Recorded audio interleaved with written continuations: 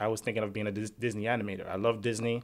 My father grew me up on Disney animation, so I said, you know what, I want to be an animator. That was until Mahoney and his friend walked through the hallways of John F. Kennedy High School, trying to figure out what elective to take. Peeked our head through a door, and we saw a room full of women. So we started looking at each other and said, we're going to take this class. Next thing he knew, he was designing prom dresses for his friends and classmates.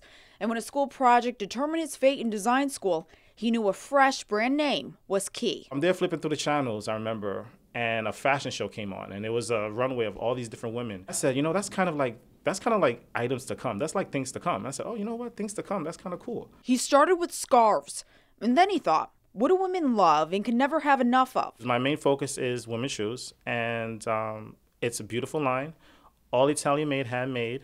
Even though it's made in Italy, it's an idea of an American luxury. He designs all of the shoes right here in his home.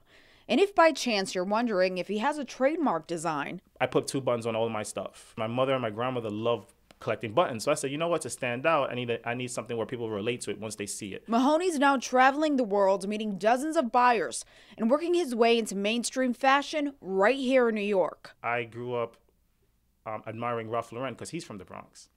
I grew up knowing Calvin Klein because he's from the Bronx. So I figured I'm not going to limit myself to where I'm at, but to try to expound on what I know and where I could be. He says in 5 years, he hopes to have a store where all of his family and Bronx influences can be shown through his creative shoe designs.